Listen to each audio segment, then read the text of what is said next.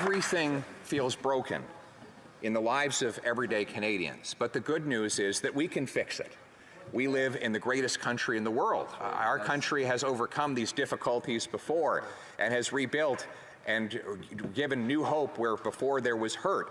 And there is a very clear path to achieving that result, and that is, let's start with the issue of money. Instead of spending more, let's achieve more. How do you do that? Why don't we cap government spending and cut waste? Bring in a dollar-for-dollar law that requires the government find $1 of savings for every new dollar of spending measures. That would force politicians to make the same either-or trade-offs when they spend our money as everyday Canadians make in their lives. When a local mechanic decides he's going to spend a little more on advertising, well, he has to spend a little bit more somewhere else in order to free up that money. When a family decides they're going to build a new porch, they might decide not to go on that vacation, or they might try to find a bargain on both. They might get a deal on a vacation and go to the local construction yard and get some discarded lumber in order to build that porch more affordably. Politicians and bureaucrats don't make those kinds of calculations because they don't have to.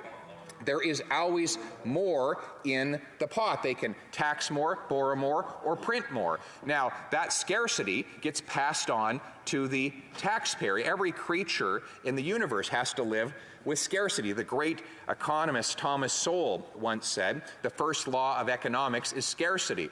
There's always more demand than there is supply.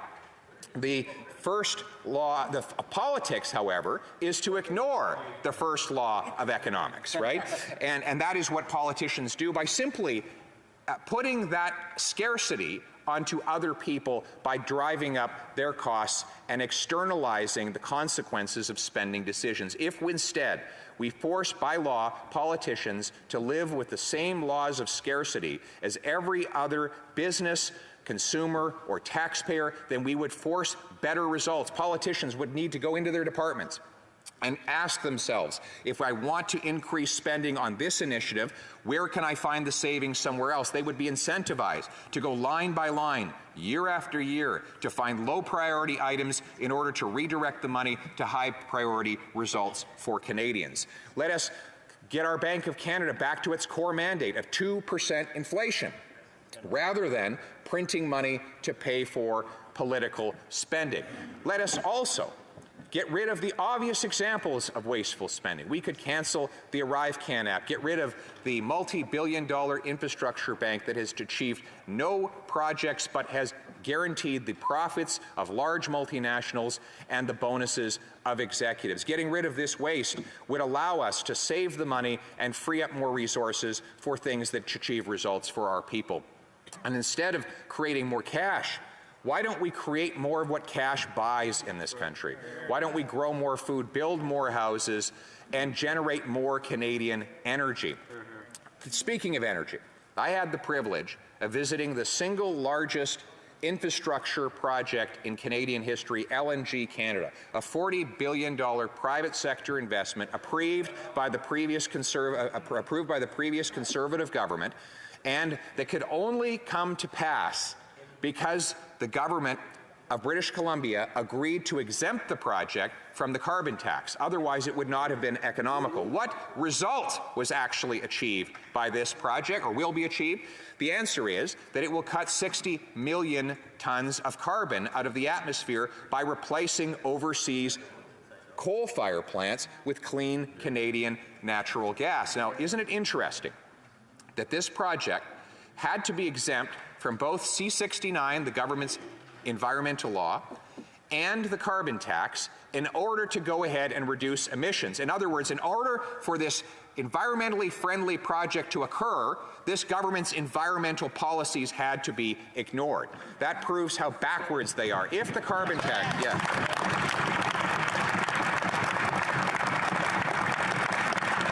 if the carbon tax had been in place, then the project would not have been economical. If Bill C-69, the anti-energy law, had been in place, there's no way it would have been approved. And what would have happened? 60 million more tons of greenhouse gases would have gone into the global atmosphere because there would have not been the availability of clean Canadian natural gas to replace that dirty coal in Asia. We have an enormous advantage reaching Asia. BC is the shortest North American shipping distance to Asia.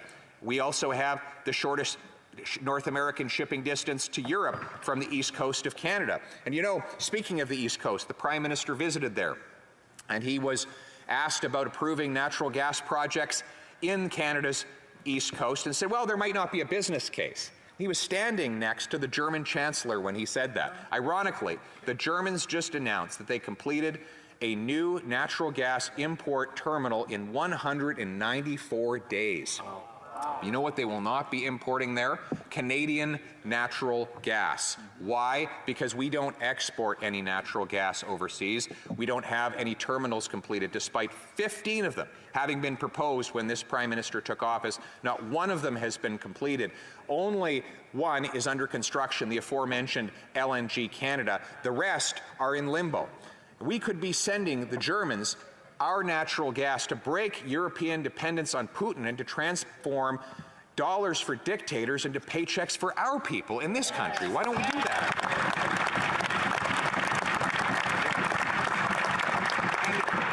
And think of the human benefit that that would bring. When I was in northern British Columbia, I spoke to a Haisla First Nations grandmother who broke down into tears when she said that her daughter had been diagnosed, her granddaughter had been diagnosed with autism, but that after decades of federal promises that these kinds of conditions would be met with services and treatment, there is no treatment in her region, a rural, remote, northern British Columbia community. She said that if natural gas projects like LNG Canada were allowed to go ahead, and if her nation could sign agreements to share in the benefits of those programs, then there would be local resources under the control of First Nations communities to provide children like her granddaughter with autism treatment and countless other things. Why don't we empower First Nations to do more things like that by allowing these projects to go ahead?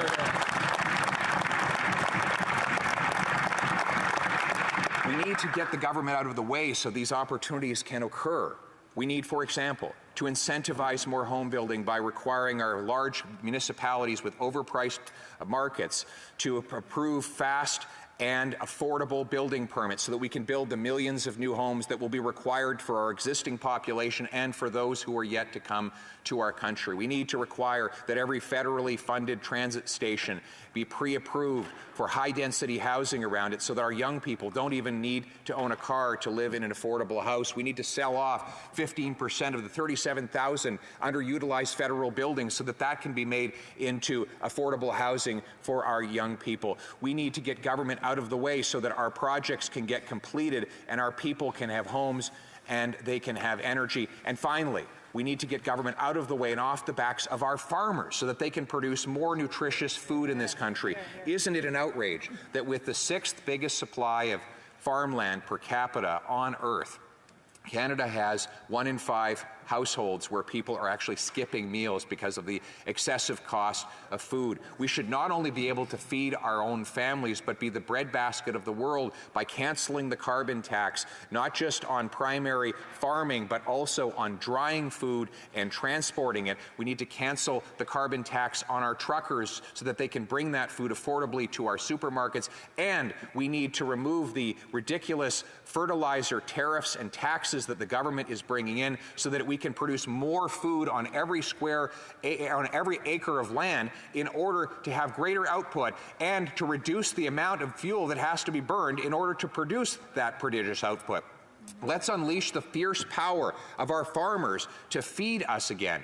And let's make it possible for our people to walk safely in the streets once again.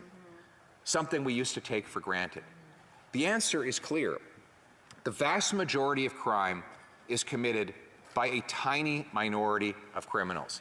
A recent letter from the BC Union of Mayors demonstrated the number of instances of crime and criminality that are generated by a tiny minority. For example, in Vancouver, 40 individuals were responsible for 6,000 negative interactions with the police, most of them arrests. You think about that. The same 40 people arrested 6,000 times in a year. That's like 150 arrests per person per year. We all agree that if a young person makes a mistake, that we should invest in rehabilitating them, get them back on the street once they're ready into a job as productive members of society.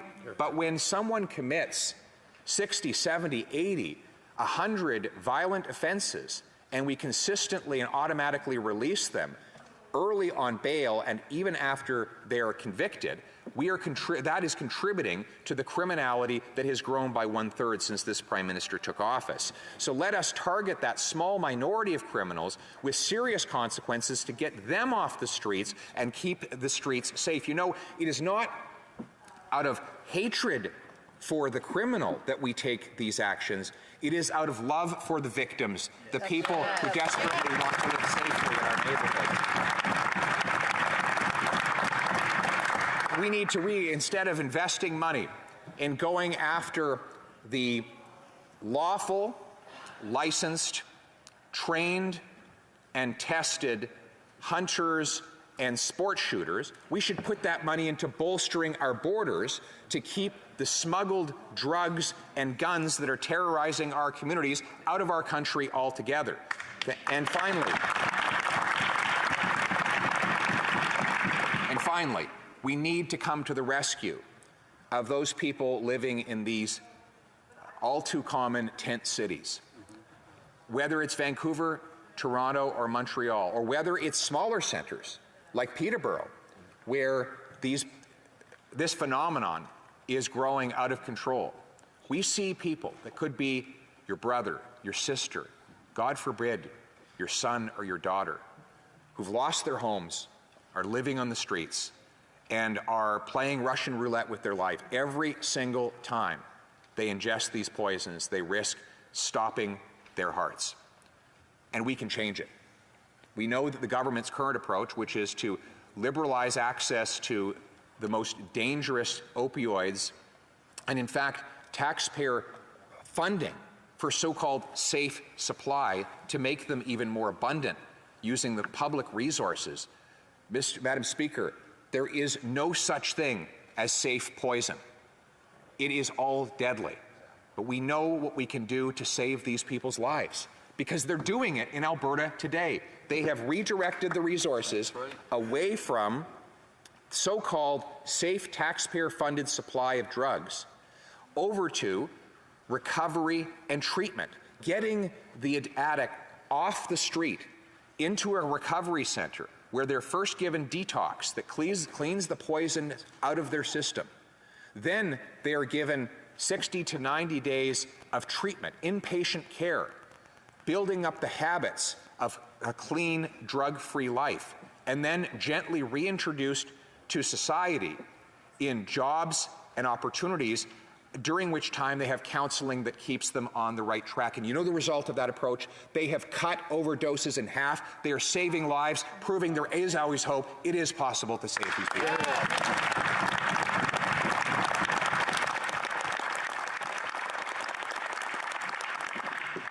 Everything does feel broken in this country, but it is our role in this House to turn all of that hurt into hope.